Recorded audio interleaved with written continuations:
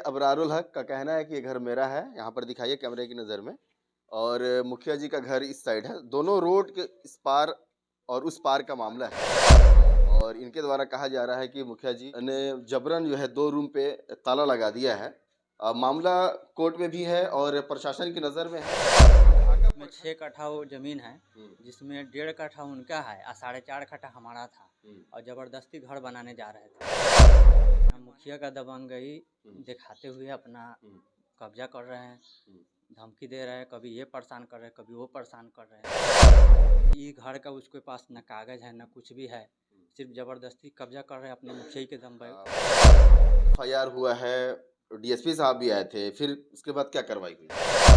FIR जो किया जो सरासर बेबुनियाद है, हुँ, वो गलत है। हुँ, हाँ, किसी तरह का कोई लूटपाट या किसी तरह का कुछ नहीं हुआ। ये जो ज़मीन का जो कागज़ लेके घूम रहा है, हुँ, वो सरासर एकदम गलत है, फर्जी लिखवाया हुआ है, उसी कागज़ को लेकर के घूमता है। किसी तरह का कोई दबंगई नहीं है। हुँ, वो घर आज से नहीं है, हम लोग के पैदाइश से पहले से वो घर है। पूरे पंचायत में से वो लोग क्रिमिनल है, लुटेरा है, किस तरह का है, पूछ ले। अगर हम लोग सजा के लायक है तो हम लोग जेल जाएंगे।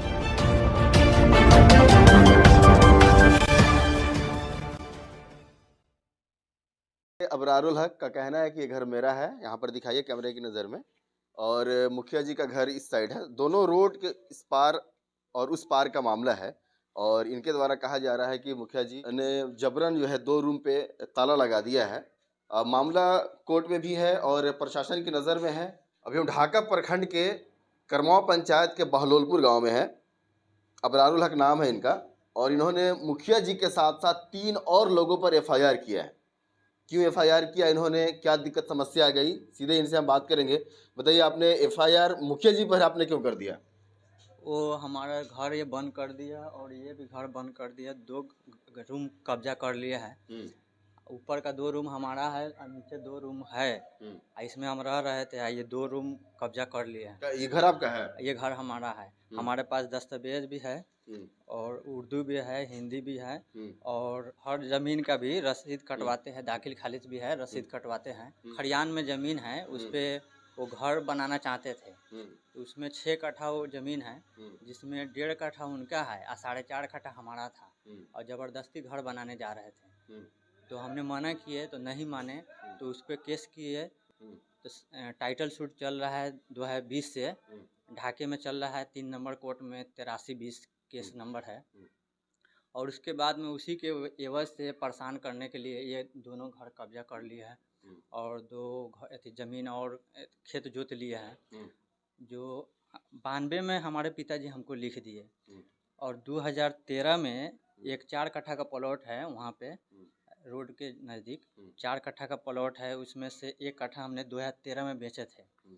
और उसका भी खेत हमारा भी, दोनों खेत को जोत के एक बना दिए हैं। हुँ, और ये अपना मुखिया का दबंगई हुँ, दिखाते हुए अपना हुँ, कब्जा कर रहे हैं, हुँ, धमकी दे रहे हैं, कभी ये परेशान कर रहे हैं, कभी वो परेशान कर रहे हैं। हुँ, हमारे पिताजी 2 शादी किए थे। हुँ, एक शादी से वो लोग थे पहले, हुँ, तो पूरा ज़मीन पिताजी 30 बीघा थे हुँ, उनके, हुँ, तो 30 बीघा में सारा ज़मीन उनको दे दिए, हुँ, 26 बीघा उनको दे दिए। हुँ, और ये लोग ठीक से देख रेख नहीं कर रहे थे, हुँ, तो दूसरा शादी किए। हुँ, दूसरा शादी किए तो हम हुए। हुँ, उसके बाद में 4 बीघा हमारे पिताजी के नाम पर बचा हुआ था, वो हमको 92 में ज़मीन लिख दिए। हुँ, 92 से हमारा सौतेला भाई भी थे, हुँ, वो कभी भी कुछ नहीं बोले, वो अपना भी ज़िंदगी गुजार के चले गए। हुँ, हमारे भी पिताजी चले गए, हुँ, वो लोग को भी अलग ज़मीन दे दिए, उसमें कभी भी हम दखल कब्जा नहीं किए। हुँ, जैसे हम भाई है तो 30 बीघा में से 15 बीघा चाहिए, हुँ, हमको 4 बीघा हमारे पिताजी लिख दिए, हुँ, उसी पे हैं। लेकिन हमारे में से भी लेने के लिए वो हुँ, तरह तरह के परेशान करते हैं। हुँ, न ये घर का उसके पास न कागज़ है, न कुछ भी है, हुँ, सिर्फ ज़बरदस्ती कब्जा कर रहे हैं अपने मुखिया के हुँ, दबंगई से। अब हमारे बड़े भाई थे हुँ, वो कभी भी कुछ नहीं बोले, बोले उनका ज़मीन है, वो अपना अलग थलग, कभी भी कुछ नहीं हुआ। देखिए रोड उस पार, उनका घर अलग थलग बांट के दे दिए, अब्बे दे दिए थे पहले ही। ये घर में पहले से हम लोग बचपने से अभी तक ले हैं, हुँ।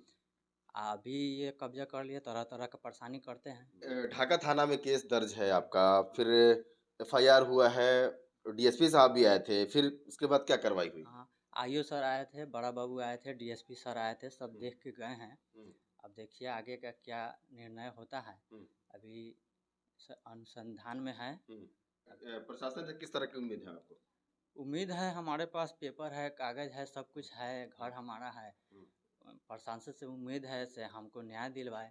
हम्म, उनके पास कुछ भी पेपर नहीं है, कोई सबूत नहीं है। किसी का घर कब्जा कर लेंगे, मान लीजिए 2 घर आज कब्जा कर लिए, वो 2 घर भी कब्जा कर लेंगे तो हमको तो इस गांव को छोड़ के जाना पड़ेगा। ग्रामीण स्तर पर, पंचायती स्तर पर बैठ करके कभी निपटारा करने का काम किया कि नहीं किया? पहले जो खरियान वाला था ना, हम्म, तो इसका पंचायती हुआ था, ढाका आज़ाद मदरसा में पंचायती हुआ था। हम्म, अजीत सर थे, वो भी पंचायत करवाए थे, लेकिन वो बोले ना इसमें 6 कट्ठा का खरियान है, उसमें 1.5 कट्ठा उनका है और 4.5 कट्ठा हमारा है। पंचायती में वो लोग सब गांव मुखिया है तो सारा लोग उसी का है। पंचायती में बोले कागज़ को छोड़ो, आधे आधे कर दो। 6 कट्ठा में से आधे आधे करने का मतलब हुआ 3-3 कट्ठा, उनका 1.5 कट्ठा है। ये तो कागजी बात है, कागज़ से आप दिखाइए, जहाँ जहाँ आप ले लीजिए, हमारा जहाँ है छोड़ दीजिए। तो ये पंचायती नहीं चला, यही हुआ था पंचायती। ये इनका कहना है कि घर मेरा है और ये मुखिया पति के द्वारा जबरन इनको कैप्चर किया गया है। दूसरा रूम दिखाइए, यहाँ पर इनका ये बंद किया हुआ है। करमौआ पंचायत मुखिया पति नैयर आजम है, इन पर एफआईआर किया गया है। इनके साथ 3 और लोगों पर एफआईआर है। क्या मामला है, पूरी तरह से बात करने के लिए इनके पास है। मुखिया जी, एफआईआर पर क्या कुछ कहना चाहेंगे? एफआईआर जो किया जो सरासर बेबुनियाद है और गलत है। हाँ, किसी तरह का कोई लूटपाट या किसी तरह का कुछ नहीं हुआ। और थाना प्रभारी और डीएसपी साहब भी गए। वो गांव के लोग जो थे, अगल बगल के जो सारे लोग, वो क्या किए से उनको कहे तो भाई किसी तरह का कोई लूटपाट नहीं हुआ है, किसी तरह का कोई नहीं है, ये सरासर गलत है, फंसाया जा रहा है। बाकी ज़मीन के बारे में, ज़मीन मेरे माँ के नाम पर है, जिस पर वो कहा से लूटपाट कर करके मेरा ले गया, इस तरह का कोई नहीं है। वो क्या, ये जो ज़मीन का जो कागज़ लेके घूम रहा है वो सरासर एकदम गलत है, फर्जी लिखवाया हुआ है। उसी कागज़ को लेकर के घूमता है और कहता है मेरा ज़मीन है, मेरे माँ के नाम का ज़मीन, अब्बा के नाम की ज़मीन, मेरे नाम की ज़मीन को लिखवा करके वो ढाढ़र ले करके इधर उधर घूम रहा है और उसी पर हम लोग को फंसाता है बार बार। एक तो पहले भी केस किया था, जो वो फूलधारी महतो से हमारे अब्बा लिखाए थे। अब उसका किया केस किया तो डीएसपी साहब उसको जांच किए, खारिज कर दिए। इस पर 5 केस ऐसे पहले से चल रहे हैं। जो अभी ज़मीन पर जो लगाया है उस ज़मीन पर भी केस चल रहा है और ज़मीन पर भी चल रहा है। हाँ, उन पर केस चल रहा है 83-20, 13-22, 46-22, 35-22 और 60 भी है, 60-23। जो इन पर 420 का भी केस प्रशासन ने किया है। जो अभी केस अभी जमानत पर आया है, वो फिर अगर होगा तो फिर जाएगा वो। हाँ, और इस तरह से एक फर्जी ज़मीन को जो लिखा है, जो रुमाना खातून लिखाई है इसके से, जो दूसरे के ज़मीन को लिख दिया, वो भी है, वो कोर्ट में केस चल रहा है। 77 है, 77-22, वो भी केस चल रहा है वहाँ पर। ज़मीनी विवाद का इनके पर 5-6 केस है, अब प्लस इनके पर और जो है फौजदारी केस 2-3 और चल रहा है। हाँ, और ये फंसा रहे हैं से हम इस तरह करेंगे, उस तरह करेंगे। अब हमरे पर इधर कर दिया से केस लौटा लो, नहीं तो फिर इसी तरह बार बार करते रहेंगे। तो 2 केस तो कर दिया, हम कहा है करो जितना करना है उतना, कोई दिक्कत नहीं है हमको। वो अपने फर्जी होगा, फर्जी जाएगा, अगर हकीकत होगा तो हम जेल जाएंगे। हाँ, कहा जा रहा है कि मुखिया जी ने 2 घर को जबरन ताला लॉक करके दबंगई करके कैप्चर कर लिया है। इसमें किसी तरह का कोई दबंगई नहीं है। वो घर आज से नहीं है, हम लोग के पैदाइश से पहले से वो घर है। उस घर में 2 आदमी का है, एक ईसा मोहम्मद और दूसरे यासीन साहब, जो हमारे दादा हैं।